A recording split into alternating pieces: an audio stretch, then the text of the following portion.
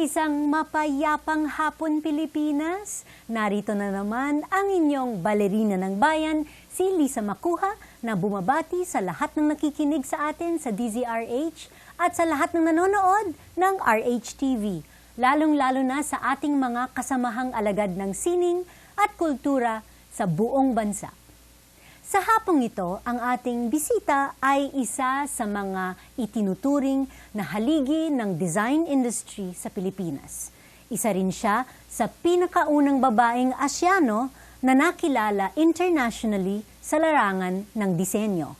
Bukod dito, tinitingala siya bilang leader sa pagpapalago ng kaalaman ng ating mga local designers at sa pagbibigay ng mas maraming oportunidad na makilala ang mga Pilipino sa international market.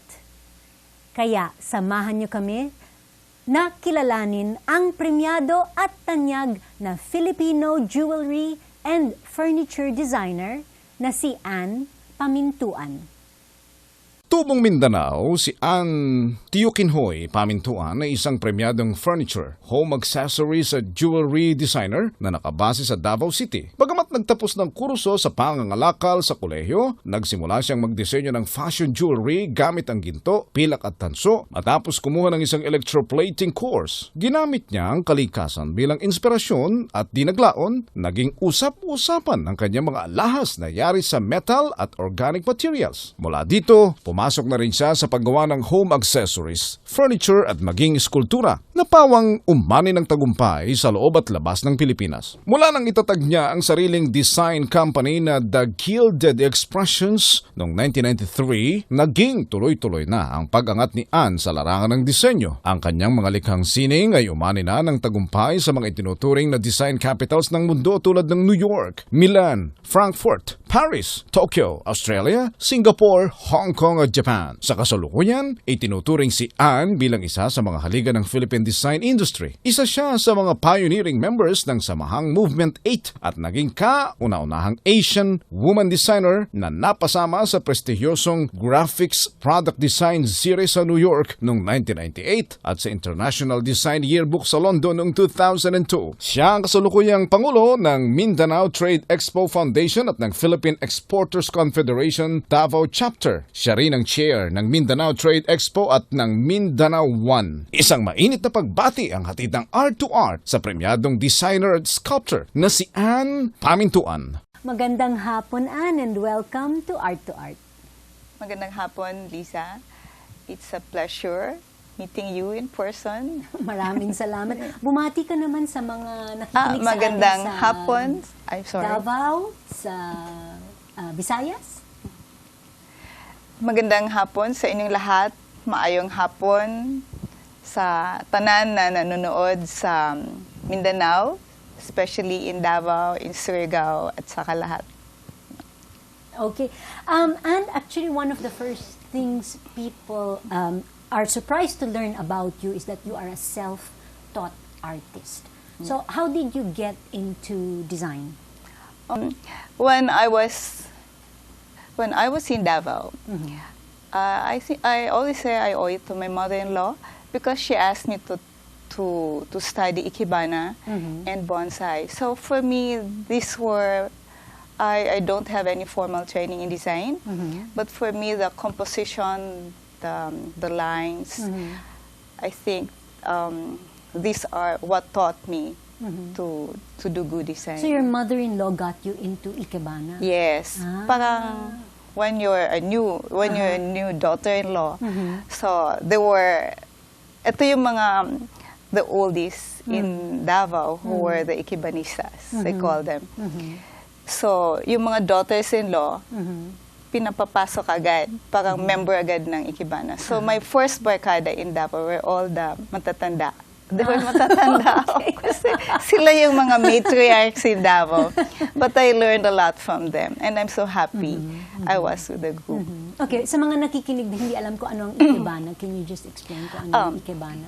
Ikebana is a Japanese art of flower arrangement. So it teaches you, tinuturuan kayo yung mga lines. May rules kasi yan eh. There's the shin, the hekai, soy, hekai. It's heaven, earth, and man. So there are 3 lines. It's simple. Tas parang I took it to heart na parang if you have that, everything balances agad. So yun yung ano. Yeah. So, And is this why pumasok ka sa nature as your main parang source of inspiration? yeah. Not only that. First, when I did the arrangements, when I learned to do that, kasi simple lang, parang wow, it's so, you wanted to keep it. You wanted to make it permanent. Parang wow, it's like a sculptural piece. Kasi I really wanted naman to do sculpture. So sabi ko, I can keep this permanently. And yun. I think that started it. And then plus, my sister also asked me to do, I gifted my sister with some fashion accessories. Like it was a belt. It was a belt na pwede gawin rin neck piece. But actually, it was a simple cord and shell, tapos ginawa namin ng tassel. So it's convertible. And she really liked it. And when she went back to the States, parang it was a hit. So all of a sudden, she ordered some pieces. And that's it. And she said, why don't you electroplate it? Why don't you gold plate the shells? So I said, no, I want the natural color lang.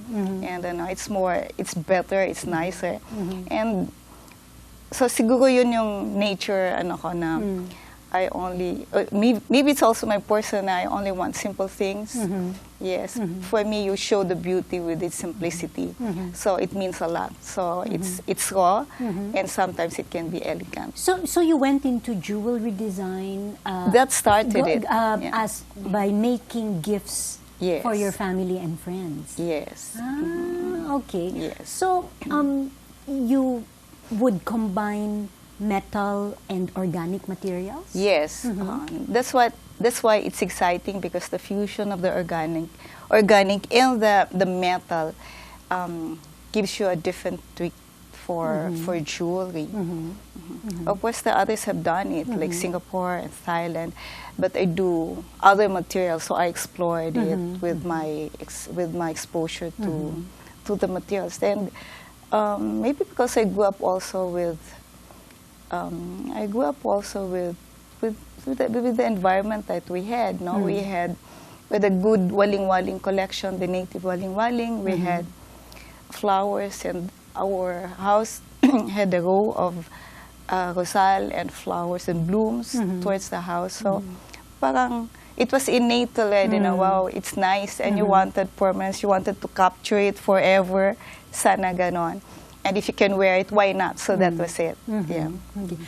Speaking of wearing it, you are wearing a beautiful piece of jewelry. Is that your design? Yeah. Can you describe it to sa mga nakikinig sa radyo?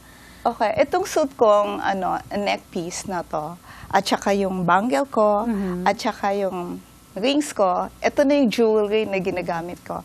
Ito po ay ugat ng millionaire's plant, or the common name is the curtain plant. Yung nahuhulog, parang you bundle it up, diba? It's parang yun. And I use it as my material, and it goes through a process of electroplating. So this is it. It's very light. Inside, nandun yung fresh na agad. Inside, this is the root of a plant inside. Yes. Wow. Fantastic. So it's very light. So it's not only this. So we do other materials like bougainvillea petals, natural materials, organic materials, which becomes also the mold. So kaya it's, with the texture, it's more exciting. So it makes it different from fine jewelry. You know? So we have bougainvillea, or even the roses. Yeah, we do that too, or even the palay. Yeah. Even insects.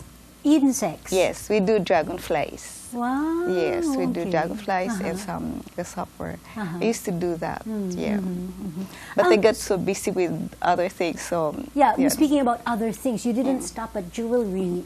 You went into home accessories and furniture. Yes. Can you tell us about that? Yeah, the bangles that I was doing made of orchid roots became the inspiration for the cocoon chair. As you know, it's an iconic furniture in the world. Ganon. So, but not. Of course, this material is very expensive. So we used the wire. It's the sampayan. It's exactly what I did. So when I tried it, but not directly as a furniture, I use it as a vase. Then while doing the vase, parang I saw the potential. Wow, it can be a furniture. So from the orchid bangle, it became a cocoon vase, and then from the cocoon vase, it became a chair. It became a furniture. The cocoon furniture, the cocoon chair. So that was the progression, and now we do bigger things as well. So it's getting more exciting. Wow. Yes. Yeah. So what would you consider your biggest break as a designer? Let's say internationally. The biggest break, I always say, was when the cocoon chair was published in the International Design Yearbook, making me, as they say, the first woman to be published in that book. The International Design Yearbook is considered the Bible for designers in the world.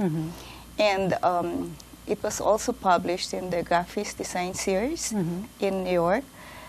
They publish, it's published once every 5 years. And the cocoon furniture was considered one of the best in 5 years. So wow, congratulations. That was the biggest break I have. Yeah. And you've gone from furniture, home accessories, and into sculpture as well. Yes. Wow. So did you need additional training to make sculptures? No, I think when you do small things, it's a miniature sculpture. I look at jewelry as a mini sculpture, and then you just give it a bigger scale, and then you move on there, and then you just let your spirit fly also, move on with it, you know, from small, whatever you want. So that's why things are getting exciting. And I think also when a German architect and a German engineer saw me in a show in Cologne, Germany, where they said, wow, this is a cocoon chair. So they tried it. And sabi nila, this is perfect engineering. So, tinanong nila ako saan ako nag-aral. So, syempre, naka-smile muna ako. Naka-smile ka lang muna. Yes, and the engineer said, wow, it's perfect, perfect proportioning. So, that gave me the confidence that, of course, we all know that I didn't go through formal schooling. Training on design. So would you say it was what, trial and error and your imagination? Yeah, it was trial and error, which was more expensive for me because I would make one, I put it together, and then I dismantle it and come up with a better design and proportion. But now I'm more confident with the practice and everything. So, okay. So, You said that you were the first woman that was published. Yes. In the Asian woman. Asian woman. Yes. Is this design industry a male-dominated industry? I would think so. There are a lot of, even in the book, halos mga lalaki. So, of course, there was Patoriola and some, no? But, yeah, I would think so what can you say about being a woman and being internationally acclaimed as being a woman in this male-dominated industry, let's say? Sorry, ha? I think gender does not, design doesn't have any gender. Yeah. So you can, I'm just lucky that I made it and internationally recognized for the work. It's when you're published in the book, you don't seek it. You know, they give it to you as a recognition for your contribution to design, and that to me is it's the biggest achievement so far. Yeah. And how do you balance the when you create a design? How do you balance the fact na mabenta o aesthetically, artistically fulfilling? When I design, I always look at it as art, kasi I didn't go to industrial design or anything. No. So I look at it as you do it out of your passion, your intuition that is gonna come out good. So from there, it moves to parang art muna. So umpisa parang art yan, sculpture, and then say, oh, it's art, it's an art piece. And later on, you say na it has to be functional. Like the kucha, when I did it, it was an art piece. But in my mind, I really wanted to create the furniture. I wanted to do it because that was the time when we had the Movement 8. So we were going to a furniture show. So I wanted to try it. So art and then form. So I think my works are all expressions of art, of design. Yes. Before it becomes, it's turned into its utilitarian form. Okay. So it's a chair. So people, when they buy it, they look at it as an art piece. Tapos, pwede pa rin upuan. And it can stay there forever because it's in metal. Yes, Ganon. yes. So they just take it. Nagagamit Yes, siya. yes. Okay. So even by itself, Yeah. it's a stunning piece already in your show. Yeah. You mentioned Movement 8. We're going to talk about that later after Yeah, the sure. commercial break. Marami pa po tayong pag-uusapan kasama ang internationally renowned designer na si Miss Ann Pamintuan dito pa rin sa Art2art. Magbabalik po kami pagkatapos ng ilang paalala. Programang hatid ay sining at kulturang para sa lahat. Magbabalik ang Art2art. Schedule ng mga inaabangang konsyerto. Update sa mga magagandang panoorin sa mga tanghalan at teatro. Narito na ang Art2art Calendar. Narito ang ating arts calendar. Sa teatro, inihahandog ng Green Wings Entertainment Network Incorporated ang bagong musical na Lorenzo, batay sa buhay ni San Lorenzo Ruiz. Ito ay sa direksyon ni Nonon Padilla, komposisyon ni Ryan Cayabyab at libreto ni na Juan X, Paul Dumol at Joe M. Antonio. Ang Lorenzo ay itatanghal sa September 5, 6, 7, 12, September 13 at 14, alauna ng hapon at alas 6 ng gabi sa School of Design and Arts ng De La Salle College of St. Benilde sa P. Ocampo Street, Malate, Manila. Maliban sa kwento ng unang Pilipinong santo, ang Lorenzo ay salaysay din ng isang OFW na nakapiit sa isang bansa sa Middle East. Gaganap sa pangunahing papel sina Lawrence Martinez at O.J. Mariano. Sa sining biswal, ipinagdiriwang ng Rico Renzo Gallery ang kanilang ika-10 anibersaryo sa pamamagitan ng exhibit na 10 Masters. Tampok ang mga obra nina Manuel Baldimor, Alan Cosio, Rafael Cusi, Romulo Galicano, Raul Isidro, Amor Lamarosa, Ramon Orlina, Juvenal Sanso, Phyllis Zaballero at national artist Abdul Marie Imao. Makikita ang exhibit hanggang September 20. Ang Rico Renzo Gallery ay matatagpuan sa second floor ng LRI Design Plaza No. 210 Nicanor Garcia Street, Bel Air 2, Makati City. Isasagawa naman ng Now Gallery Plus Auctions, ang auction na binansagang Old, Modern, and Contemporary Masters sa August 31, 2013. Magkakaroon ng public viewing ng mga obra mula August 26 hanggang August 30, alas 11 ng umaga hanggang alas 7 ng gabi sa Now Gallery Plus Auctions na matatagpuan sa G05, ground floor ng Eco Plaza Building, Chino Roses Avenue Extension, Makati City. Para sa karagdagang detalye, mag-email sa info@nowauctions.net o tumawag sa 555-0683 o bumisita sa website na nowauctions.net. Kabilang sa auction ang mga obra ng mga Filipino masters na sina Felix Resurrección Hidalgo, Fernando Amorsolo, Fabian de la Rosa at Guillermo Tolentino at mga modernist masters na sina Jerry Elizalde Navarro, Cesar Legaspi, H.R. Ocampo, Jose Hoya, Diosdado Lorenzo, Lee Aguinaldo, Arturo Luz, Federico Aguilar Alcuaz, Vicente Manansala, Ang Kyokok at Nena Sagil. Mga apo, miss nyo na ba ako? Bueno, huwag ninyong palalampasin ang pagbabalik ng paborito nyong lola sa 3 pang kwento ni Lola Basian. hango sa Ang Mga Kwento ni Lola Basyang ni Severino M. Reyes. Tampok ang Ballet Manila at ang ating prima ballerina si Lisa Macuja-Elizalde. Kaya magsama-sama tayong muli mula sa August 30 hanggang September 22 sa Aliw Theater. Kita-kits tayo, mga apo! The world premiere of Ballet Manila's Tatlo Pang Kwento ni Lola Basyang has been moved from August 23 to August 30, 7:30 p.m. at the Aliw Theater, CCP Complex, Pasay City. Shows will also run on August 31st, September 1, 6, 7, 8, 14, and 22. For more details, please call the Ballet Manila office at 400-0292 or 525-5967. Brought to you by Ballet Manila, Manila Broadcasting Company, Aliw Theater, and co-presented by Anvil Publishing in cooperation with Star City and Ticket World. For August 30 tickets, please contact Ticket World at 891-9999 or at ticketworld.com.ph. Sponsored by Sea Air, Pride Power Wash, First United Travel, Ralph's Wine and Spirits, and Island Rose. Usapang sining at kultura para sa lahat.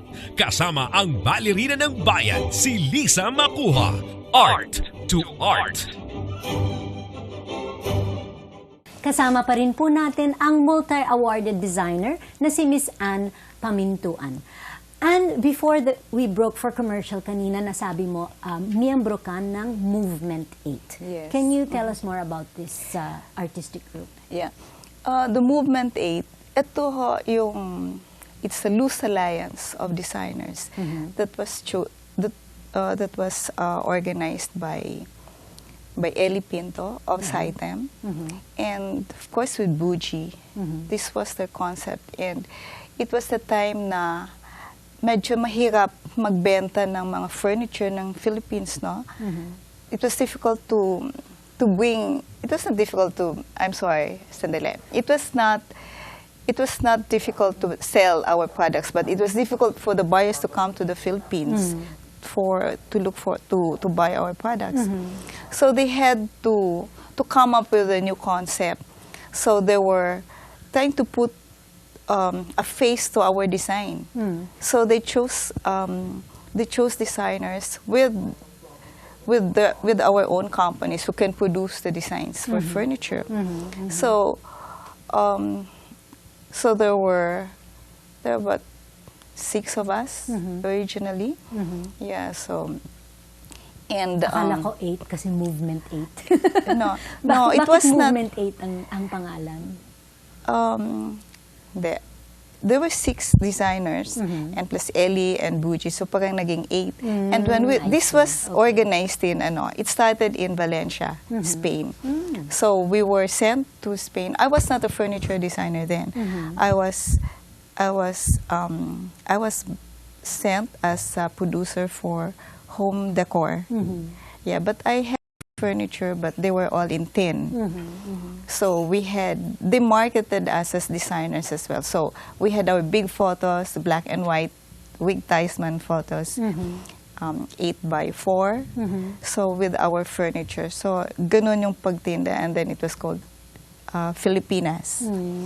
So it was a hit in the furniture show. It was a furniture show.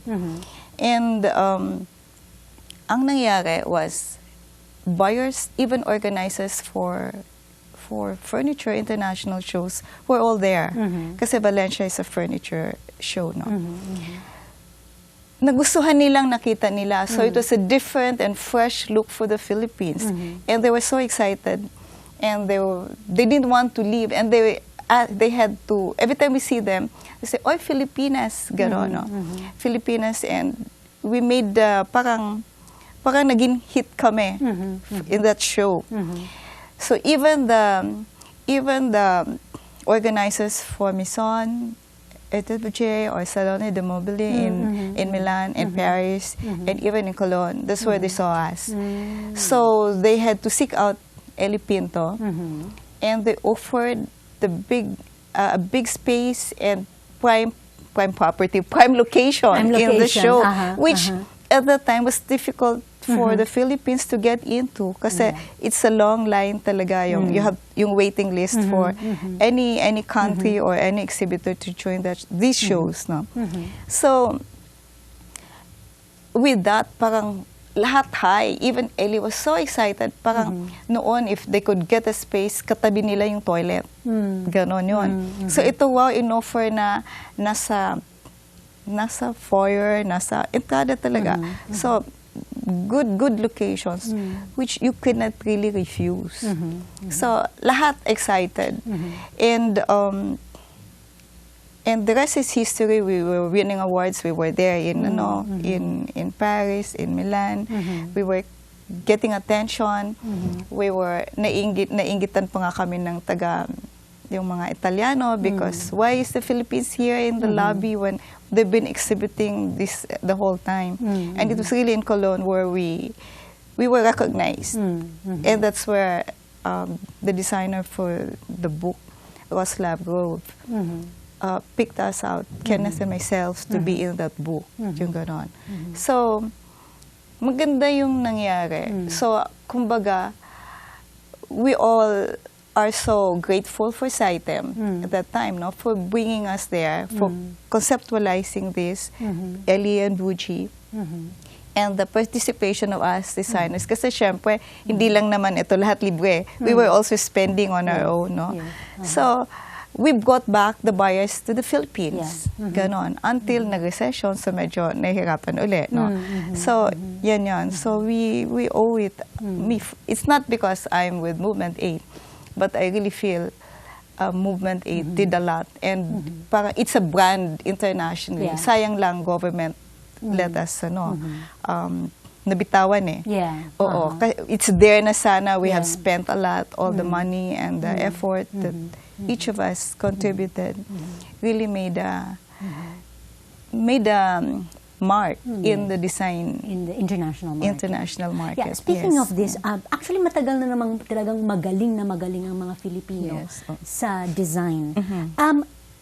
Is it exposure ang kulang sa kaya hindi tayo maangat-angat sa sa international market? It's not only exposure, it's also this is sustainability. Kasi pag nakita ka ng buyer sa labas 1 or 2, 3 times, tinitingnan ka, babalikan ka lang pag medyo makita, kayang-kaya nito mag-produce kasi nandito pa siya. That's, for me, that's the yung dapat, ganon. And then, kailangan ng sustainability. Longevity. Longevity for, I see. In the show.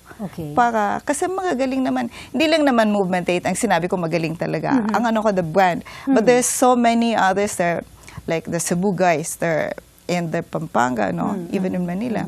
We have other designers. Nagkataon lang na kami yon napili ng SciTem. But we would say, we also did our part. We really worked for it. Okay. So, is it because there's lack of government support? Malapit na ako magsabi na, in short, ito saying, kulang. But you cannot blame government also. Yun, kaya I was saying, the sustainability, nandun na, nabitawan nga eh. So, sana na-continue sana yung ganon. Not necessarily kami pa rin, no? Because there are others naman. Pero, of course, people, the organizer would say, we want you there in the show. And I know one time in Paris, they said, no, we will not give a space unless it's Movement 8. So, but you know, the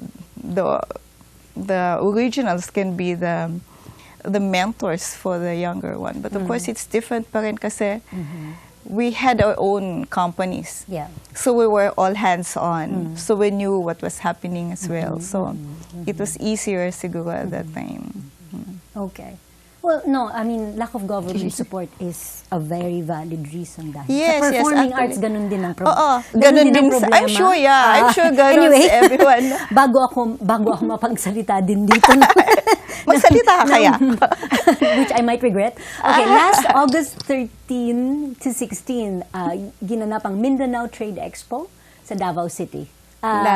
Siyempre, ikaw ang chair dito. You were the chair for the last 17 years? Of the Mindanao Trade Expo? Yeah, I've been the president for it's going to be our 18th year. So we'll have the Mindanao, it's a yearly annual event. It's an annual event that we organize to para pagbigyan naman namin yung mga, tulungan yung mga micro, small entrepreneurs para magkaroon ng venue for our produkto.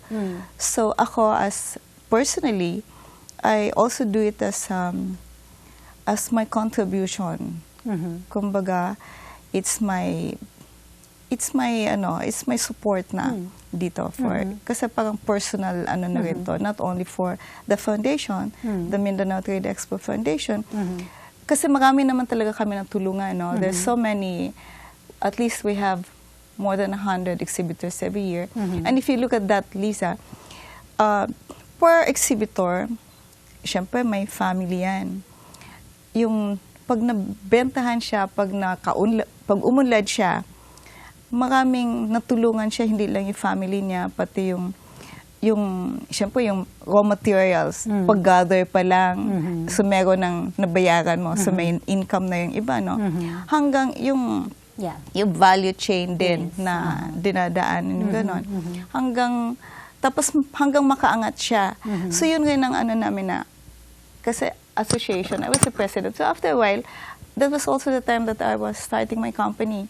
So parang, sige, iba na naman. But then you have established the network. So parang, hindi, ikaw lang. Kasi ikaw lang may time na gumawa.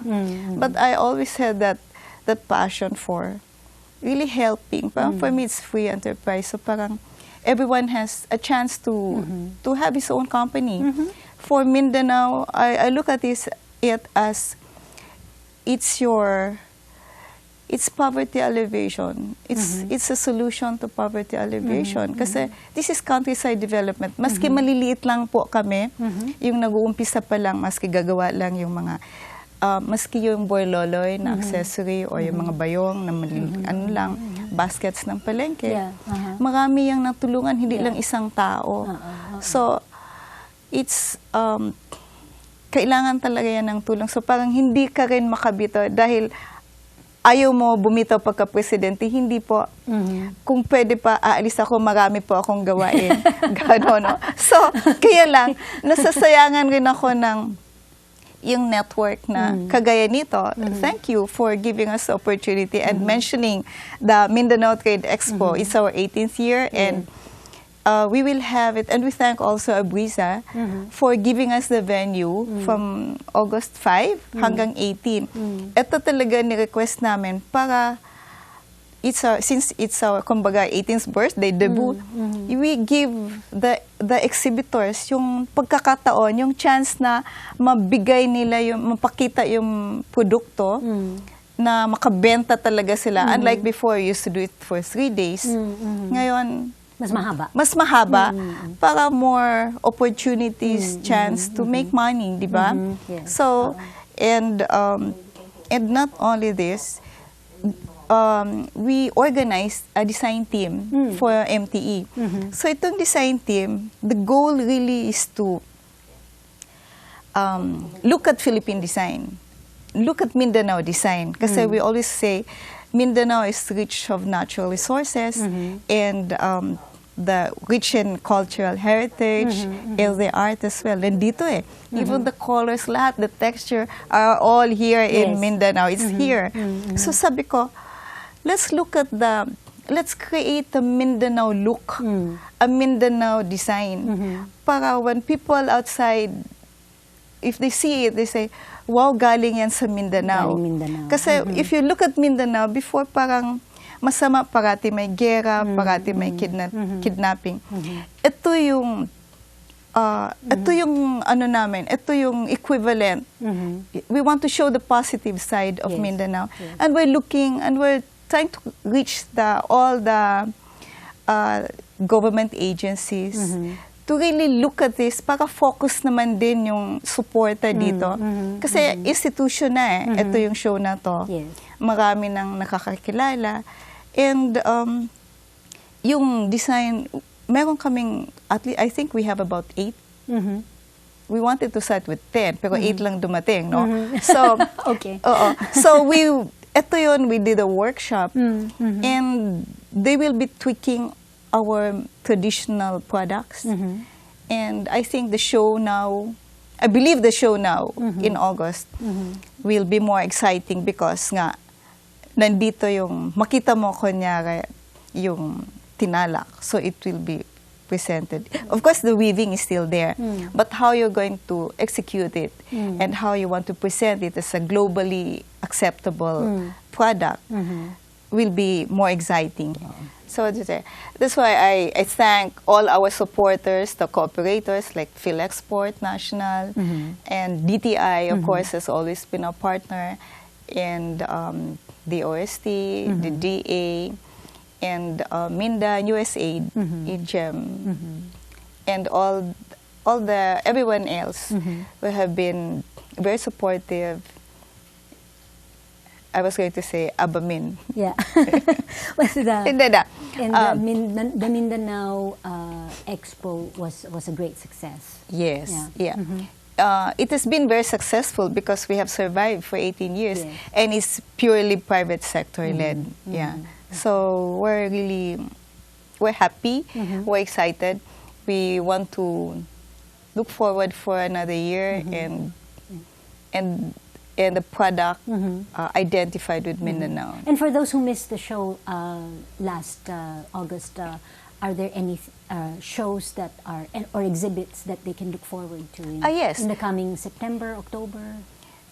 For Mindanao Trade Expo, yeah, we do 3 shows in a year. For now, for Mindanao, we do it in Davao also. It's for the Christmas Bazaar in November, end of November, and the Araw ng Davao as well. August kasi is Kadayawan season. So when the boys come, they see the festival and they see also the good products as well. So dapat But talaga, for my show, sa Davao tayo mag-Christmas shopping. What about your own show? I have an ongoing exhibit at Art Park in Greenbelt 5. So it's running. It started on February 26th. It will end on the 26th. But we have good news for people from Subic, Clark, and Baguio. I understand Ayala Malls will bring it to these places after that. Okay. Yeah. So makikita din sa Subic Yes. at sa Baguio. And Clark. And Clark. Yeah, for now, there's an ongoing show at the Yuchenko Museum, which is art wearables. There are 8 sculptors, and it's a series actually, series of jewelry shows, and I will start my solo show in September, towards the end of September. And so we wish you all the success, Anne. Thank you. Thank you so much for being our guest here in Art2art. I'm so privileged and so honored to be here. Hanggang sa susunod na linggo, samahan ninyo kami ulit dito sa Art2art kung saan ang usapang sining at kultura ay para sa lahat. Ito po ang inyong balerina ng bayan, Lisa Macuja, nagpupugay sa artistang Pilipino at sa lahat ng Pilipinong nagmamahal sa bayan.